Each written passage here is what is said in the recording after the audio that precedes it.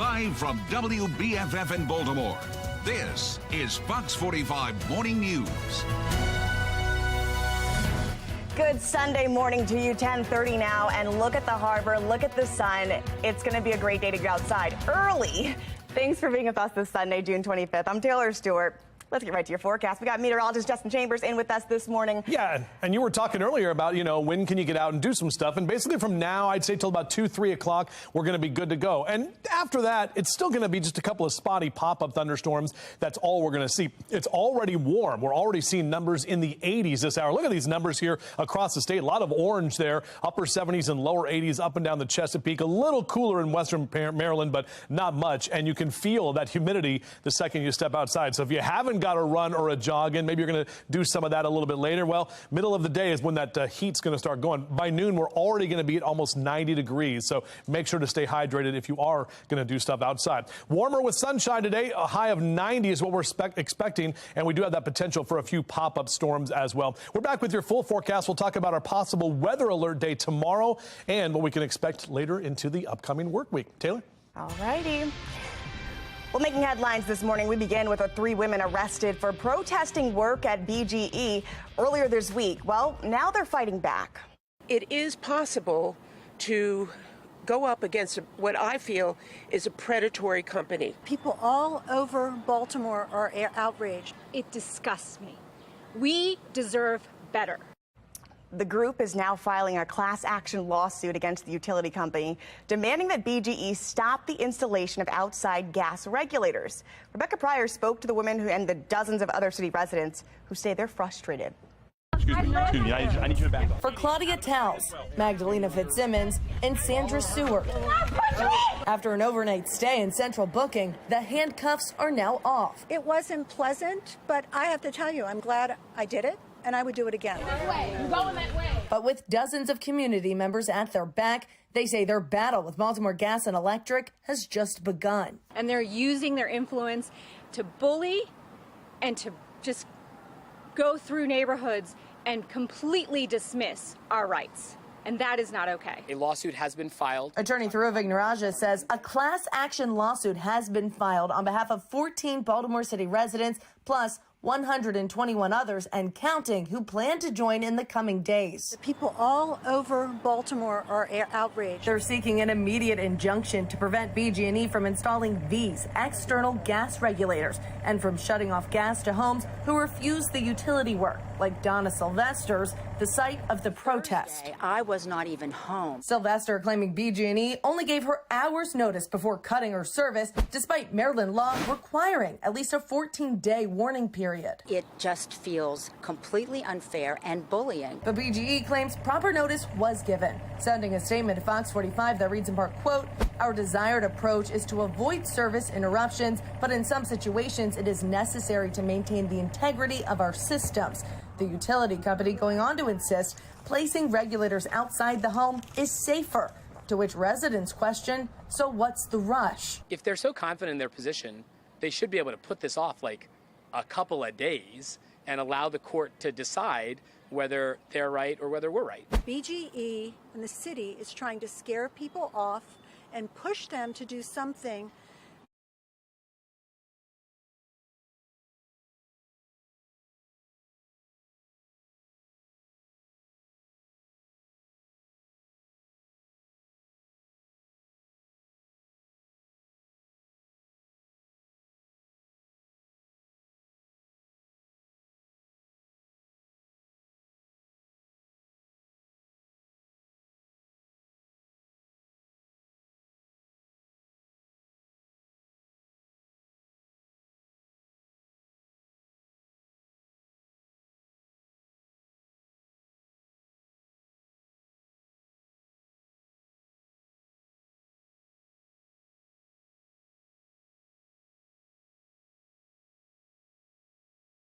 I feel if the voters, because that's the voters are the most important, and they have to make choices.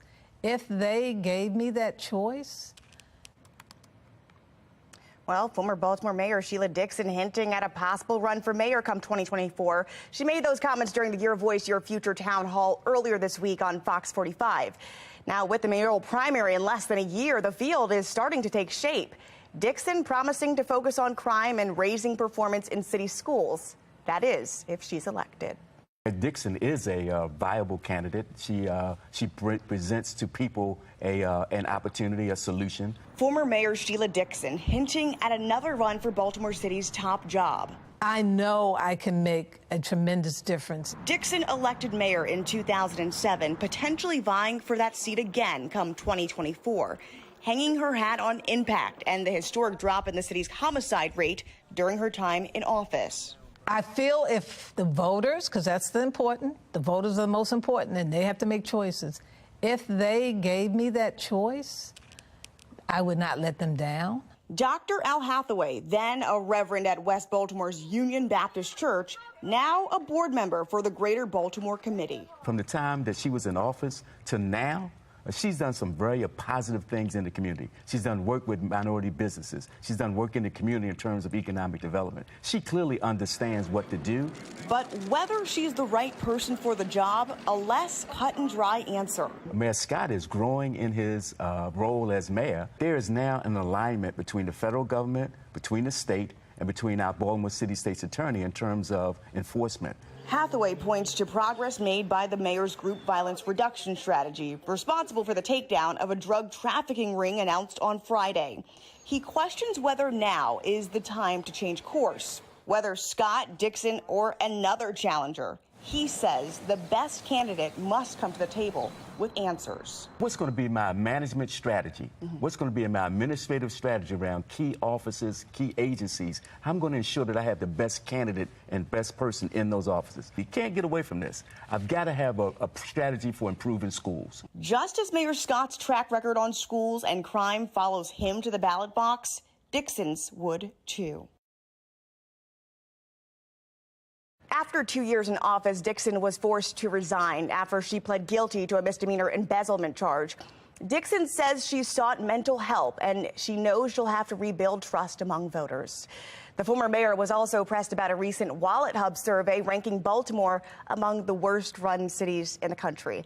One of the factors that survey looked at was graduation rates. Baltimore ranked 146 on a list of 149 cities when it comes to education. Dixon understands, she says, the dire need for change in that space. Baltimore City residents, taxpayers, are now committed to contributing even more money to our Baltimore City public schools. There is a whole host of things that need to happen. We need to tear down the entire system and start over. For basic fundamental things need to happen. You know, we can say COVID was an issue over the last 2 years, but I think it goes beyond COVID and kids not being in the classroom. We have to look at the families. We have to look at what's happening and why we aren't prioritizing within the family education. Well, former Mayor Dixon also addressed city school leadership, saying she would try to sit down with city school CEO Dr. Sonia Santelises if she's elected mayor. If you missed this in-depth interview with Sheila Dixon, you can watch it right now at foxbaltimore.com. It's also going to air again today at 1 o'clock. That'll be on My TV Baltimore. Congressional Republicans introducing a measure to limit transgender participation in women's sports. While lawmakers say this is a move to protect female athletes. The Directors Guild of America signs a new contract with movie studios, what they're doing to keep movie sets safe in light of recent controversy. You're watching Fox 45 Morning News, all local, all morning.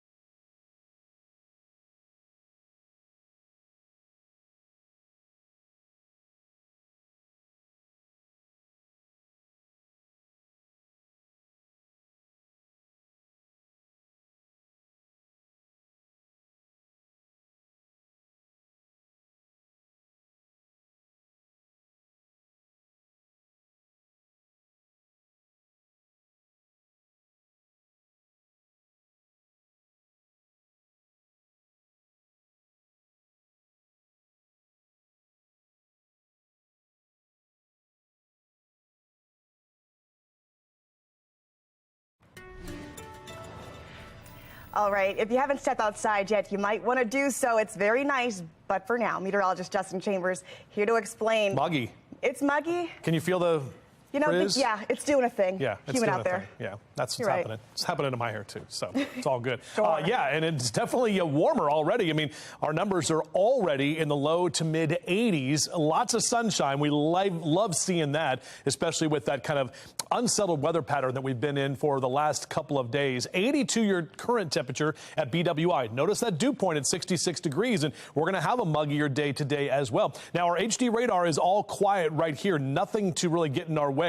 We are seeing these storms develop right now. This is moving out of the Midwest, south of Indianapolis, north of Nashville, so right there in central Kentucky. Look at all that lightning there. And then the main system is still over the upper Midwest. But that is our next weather maker tomorrow that's going to bring us the potential for strong to severe thunderstorms. Now, all of us basically here in that yellow, and that is a slight risk for severe weather. That's a 2 on a scale of 1 to 5, that Storm Prediction Center outlook scale. So that's what we're looking at for tomorrow. More than likely, we're monitoring for that weather alert day. We'll see how those models play out over the next couple of hours and shift into that weather alert mode more than likely for Monday. As for today, here's what we're looking at over the next few hours, our hourly future scan. Again, you'll see a little bit more cloud cover building in later into the afternoon. You get the daytime heating. There's still plenty of moisture in the air, so about 4 or 5 o'clock is when we'll have the potential to see a couple of pop-up showers and thunderstorms. Don't think that just because it's sunny now, we're all in the all clear for today, but definitely a lot less coverage than what we've seen the last few days. A few of those showers still hanging out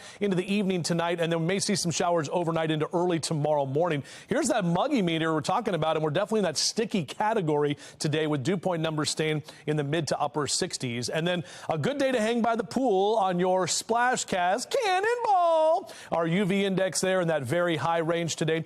Definitely a good day to be by the pool. But again, if you hear any of those rumbles of thunder, you got to get inside. And also a great day for some baseball, even though it's going to be hot there at Camden Yards with the O's on the rubber match this afternoon against the Seattle Mariners. So 88 by the first pitch and lower 90s into that 5th inning. Definitely maybe a splash zone type day to hang out there and stay cool. Now, tomorrow, that potential does exist for some of those storms. Late tomorrow afternoon into the evening, it's going to be more than likely our weather alert day. We'll shift into lower temperatures on Tuesday with some rain left over, and then finally drier later into the week with numbers that stay near or below average. Taylor?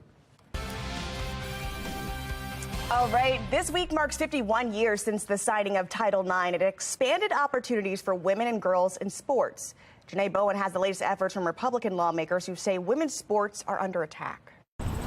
The debate over who should participate in women's sports hit Capitol Hill this week. We don't want to have women's achievements stripped away by biological men. Female lawmakers and athletes announced a resolution that would designate National Women in Sports Week. It comes as the controversy over whether transgender women should be allowed to participate in women's sports. I'm standing here for the next generation of girls who are today training to compete and do not want to have to face men with an unfair biological advantage. Riley Gaines, a former college swimmer who tied in a race with Leah Thomas, a transgender woman, testified about encountering Thomas in a locker room. Of course, the experience in and of the locker room itself is traumatizing, but I think for me, it was so easy for them to dismiss our rights to privacy. But transgender advocates accuse those who want to stop transgender women from competing against biological women of being anti-trans. This is not an exaggeration. This is not a dramatization. More than 525 anti-LGBTQ+ bills have been introduced this year in the states. 22 states have passed laws banning transgender athletes from taking part in sports that align with their gender identities. House Bill 15 is now law in the state of Texas. A Gallup poll released earlier this month shows that 69% of Americans say transgender athletes should only be allowed to compete on sports teams that match their birth gender. That's up 7 points from just 2 years ago. I had just laid out how complicated this issue is. I had just laid out why it's complicated. Meanwhile, the Biden administration moving forward with their proposal to make it illegal for schools to have a one-size-fits-all policy that bans transgender students from participating on teams consistent with their gender identity. In Washington, I'm Janae Bowens. All right, take a look at this. BWI Thurgood Marshall Airport commemorating 73 years of service. Originally dubbed Friendship International Airport back in 1950, but then renamed after Thurgood Marshall in 2005. Today, it is one of the busiest airports in America, servicing just under 10 million travelers each year. Well, the dog days of summer are here, and the four-legged surfers are out. Take a look at this.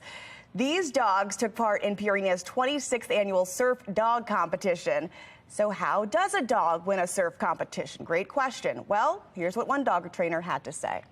So they judge kind of like humans. It's going to be size of the wave, confidence on the wave, any tricks they can pull, and obviously length of the wave. Some dogs will do 360s, some lay down, some stand up, some just jump off and get, I guess, style points for that.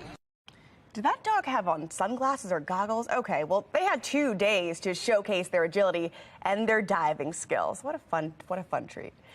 And a fisherman in South Carolina was in for a scare when he came to an alligator right out of the river, came up to him, charged at him. The gator chased him towards the paved road, but stopped as the man rushed away. Some scurried to get out of his path, while others nearby, well, they stayed at a safe distance, as you can see. The 65th Capitol Emmy Awards are wrapping. Well, they've wrapped, and we're celebrating several wins from our team, journalists across a wide variety of subjects. Here are some of the award winners at our station. Congrats, we want to say to Amy Simpson, Maxine Stryker, Mackenzie Frost, Jeff Abel, and Keith Daniels. It was his first Emmy in his career. That's just to name a few, though. Project Baltimore took home 5 Emmys. Congrats to all of our winners. Members of the Directors Guild of America have voted to approve a new contract with movie studios. The 3-year deal was finally approved Friday night by an 87% vote. It secures wage increases along with global streaming residuals and diversity and creative rights. It also addresses some usage of artificial intelligence that mandates it does not replace the duties performed by union members. It also bans the use of live ammunition on a set, a move that follows the 2021 death on the set of the movie Rust. And it comes as the Writers Guild strike is in its 8th week with no signs of progress. A total solar eclipse will pass over Mexico, the United States, Canada, and April in next year. Fans of the highly anticipated celestial event are hoping to book their seats to view it now. Some of them already started booking hotels in areas where you can clearly see that eclipse. It'll be about 150 miles wide, crossing 13 states in eastern Canada. Next year's total solar eclipse will be the last time Americans will be able to see it until August of 2044. An unusual sight in New York City on the subway as Pizza Hut delivered hot pies to select customers waiting for the train. It was part of a promotion for the upcoming Teenage Mutant Ninja Turtle movie coming out August 2nd. Well, Pizza Hut has a 30-year history with the pizza-loving turtles, so some customers were able to get pizzas delivered in the subway by texting a turtle emoji to a special phone number. Starting off warm and dry, a little bit muggy. After the break, meteorologist Justin Chambers is going to track our next weather maker and let you know how your 10-day forecast is shaping up.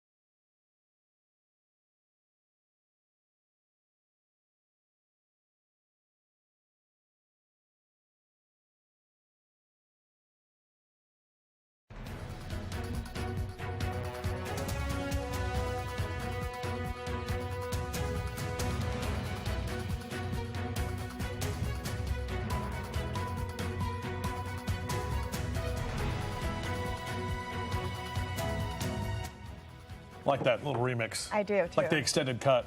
All right, looking out over the Inner Harbor, this is what we've been looking at and kind of fawning over all morning, friends. The fact that the sun is there. I mean, we had this yesterday afternoon. It just took a while for all of that stuff to kind of move out of here. Now, we're not completely in the clear. We still have the chance for a couple of pop-up storms as we head into the day today. But you can see in your 10-day forecast, tomorrow more than likely is going to be a weather alert day, just to let everybody know. There's going to be some strong storms, especially tomorrow afternoon after about 4 p.m.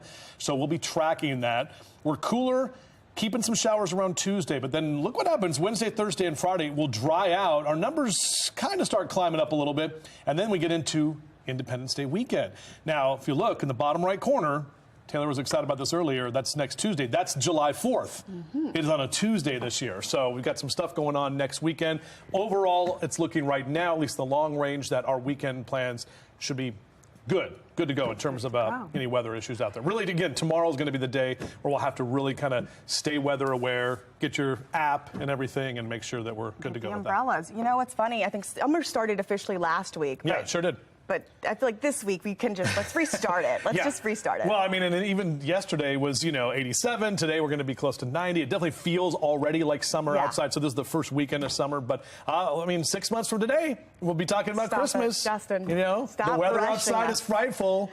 And today is going to be delightful, though, before it gets late. I like that. It's National Strawberry Parfait Day, too. So make sure to get one of those. I brought back Dunkin' Munchkins. You did. Munchkins, Yeah. You're always good with the food. Shout out to Carla and Porter, the dubious duo who took me on a little trip, and got to drive around a little bit. So. Well, thank you guys for joining us and our family here on Sunday. Fox 45 comes back tonight at 10 o'clock. And you and I will be back here tomorrow morning. Tomorrow morning, right? bright and early. Right here. All right. Have a good day, guys. Bye.